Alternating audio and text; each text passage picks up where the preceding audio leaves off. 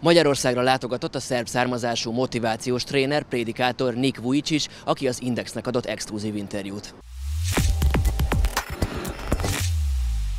So Nick, in the last few years you have visited Hungary, you have met with so many Hungarian people over here. What are your thoughts about the nation and about the people?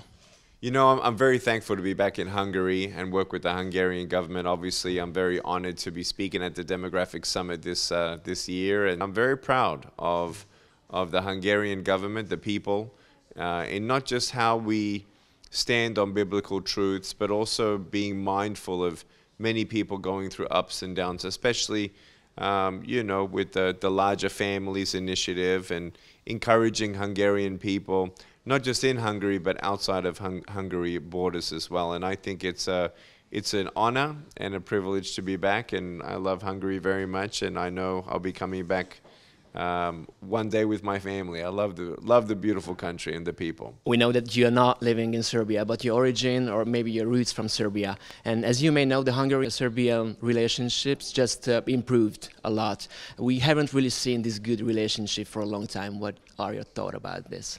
You know, I think maybe the last 5 to 7 years, we've seen maybe Serbians think from a macro level, are they, you know, gonna side with the West or the not, in many aspects, ways and forms. And my parents were born and lived in Serbia as young children. I'm first generation Australian and now living in America, and now here I am coming back to the Balkans, which I actually think is one of the greatest opportunities for a future. We're trying to plant seeds with neighboring countries here to say, listen, you know, we hope that the relationship with Slovakia is going to also improve over the next 10 years. And, you know, I would not have imagined that Serbians and Hungarians would be so close. But now when we see what's happening in the world, it absolutely makes sense that there's much opportunity and much future, much security with a potential unity of Balkans coming together. As a motivator, as a preacher, and as a human being,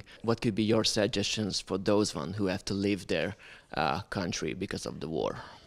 You know, unfortunately, my parents had to leave their country because of the war, and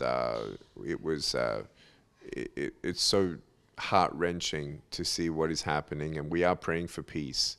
We always have to pray for peace. We need God to intervene, and peace in Jerusalem as well. I think we must remember our Israeli brothers and sisters.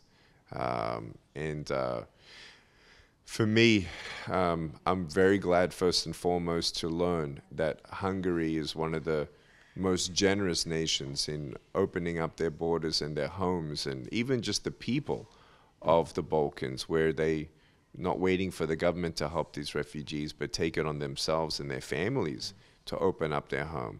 The West doesn't understand that. The West doesn't know this.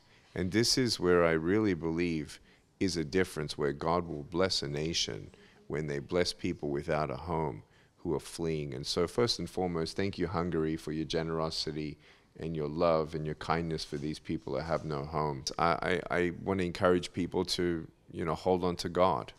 God loves you. God has a plan for you.